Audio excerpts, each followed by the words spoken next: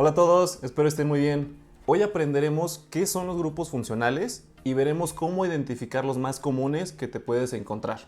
Como vimos hace un par de videos, la cantidad de compuestos orgánicos que existen es inmensa. Entonces, para simplificar las cosas, solemos considerar que todos ellos se componen de un esqueleto central de carbonos y de un grupo muy especial de átomos unidos a la cadena de carbonos. Bueno, cada uno de esos conjuntos de átomos especiales es lo que conocemos como grupo funcional.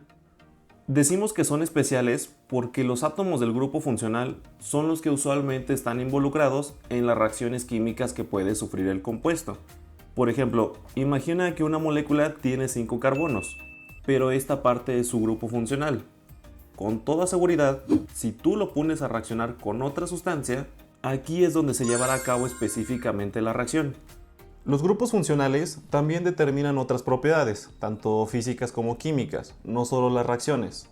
Pero por ahora lo que nos conviene es conocer algunos de ellos, porque como seguro te habrás dado cuenta, existen bastantes.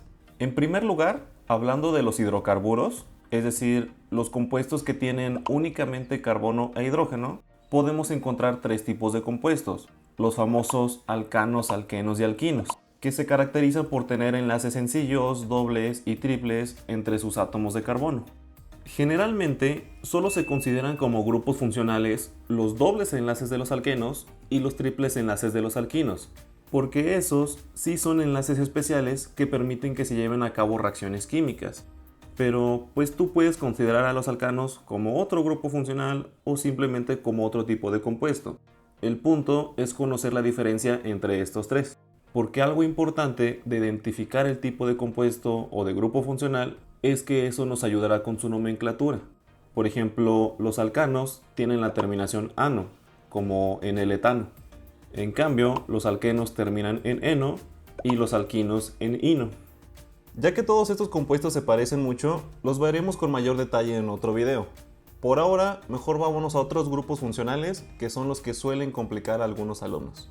Me refiero a aquellos que tienen heteroátomos, es decir, átomos diferentes del carbono o del hidrógeno. Antes que nada, ya habrás notado que estos grupos funcionales se suelen representar con una fórmula general donde aparece una R. Esto lo conocemos como grupo R, cadena lateral o cadena variable. Y básicamente representa cualquier cadena de carbonos. Una ramificación corta, una larga, un ciclo, lo que sea. Eso dependerá de cada compuesto. El punto es que para identificar los grupos funcionales nos debemos enfocar en los otros átomos. Y no me refiero a enfocarnos en decir, ok, este grupo funcional tiene oxígeno. No. Además de reconocer el tipo de átomo, también es importante notar dónde se encuentra y cómo está enlazado. Es decir, si se une por enlaces sencillos o dobles o triples. Todo esto es importante. Por ejemplo, comencemos por el grupo funcional alcohol. Es el más fácil. Este grupo se caracteriza por tener un grupo OH, que conocemos como hidroxilo, unido directamente a la cadena de carbonos. Lo interesante de los alcoholes es que el grupo OH puede estar en un extremo de la cadena, en medio o donde sea. Y en cuanto a la nomenclatura, todos los alcoholes tienen la terminación ol. Por ejemplo, el etanol, el alcohol que se consume en las bebidas alcohólicas típicas. Otro sencillo es el grupo éter. En su fórmula general vemos que es un oxígeno en medio de dos cadenas R. Es decir, el éter lo identificamos cuando el oxígeno está unido a dos cadenas de carbonos, que pueden ser iguales o diferentes, incluso pueden ser ciclos. Y en el nombre es más fácil, porque literalmente llevan la palabra éter. Ahora pasemos a grupos que tienen oxígenos con enlaces dobles. Las cetonas tienen un carbono unido con doble enlace a un oxígeno y se encuentran en medio de dos cadenas de carbonos. En ese sentido, se parecen un poco a los éteres. No tienen que estar justo en el centro de la cadena de carbonos como en este ejemplo, sino que a los lados del carbono con doble enlace oxígeno haya otros carbonos. Puede estar más cerca de un extremo que de otro. Incluso puede ser que un lado sea un ciclo y el otro una cadena normal. Puede ser ciclos de ambos lados o que un carbono del mismo ciclo tenga el doble enlace al oxígeno. Todos estos compuestos se considerarían cetonas. que en sus nombres podemos encontrar toda la palabra cetona o simplemente la terminación ona. Un grupo funcional que se parece mucho a las cetonas es el aldehído. También se caracteriza por tener un carbono con doble enlace oxígeno, pero la diferencia es que este se encuentra hasta el extremo de la cadena de carbonos, ya sea que esté a la derecha, a la izquierda, arriba o abajo. El punto es que esté en un extremo y acabe con un carbono con doble enlace oxígeno y un hidrógeno. Al nombre de estos compuestos se le agrega la terminación al. Por ejemplo, propanal es un aldehído de 3 carbonos, el pentanal tiene 5 carbonos y así sucesivamente. El único que parecería un poco diferente es el aldehído de un carbono, porque tiene otro hidrógeno en lugar de una cadena de carbonos. Pero observa que se sigue viendo el grupo aldehído, un carbono con doble enlace oxígeno y el hidrógeno. El siguiente grupo funcional, y uno de los más importantes, es el ácido carboxílico. Al igual que el aldehído, lo encontramos al extremo de la cadena de carbonos, pero este termina con un carbono con doble enlace a un oxígeno y al mismo tiempo ese carbono se une a un grupo OH. Por ejemplo, el ácido etanoico tiene 2 carbonos. Ahí vemos el doble enlace oxígeno y un OH unido al mismo carbono. Hay que tener cuidado de no confundirlo ni con los aldehídos ni con los alcoholes, que hasta cierto punto se parecen un poco. Pero, por ejemplo, el etanol solo tiene el OH y al aldehído le falta el OH. Entonces, para que sea un ácido, tiene que estar todo junto, si no, ya es otra cosa distinta. Y por último, veamos un grupo funcional que no contiene oxígeno, las aminas. Prácticamente, las aminas son sustancias que derivan del compuesto amoníaco, que tiene esta fórmula, NH3. Por ejemplo, si yo cambio un hidrógeno del amoníaco por una cadena de carbonos, resultaría en una amina, que si lo escribimos, veríamos que el grupo amino nos queda como un NH2, pero no siempre lo vamos a ver así. Por ejemplo, si ahora cambiáramos 2 hidrógenos por cadenas de carbonos, lo que resulta también es una amina, claro que un poco diferente, por eso nos queda como NH.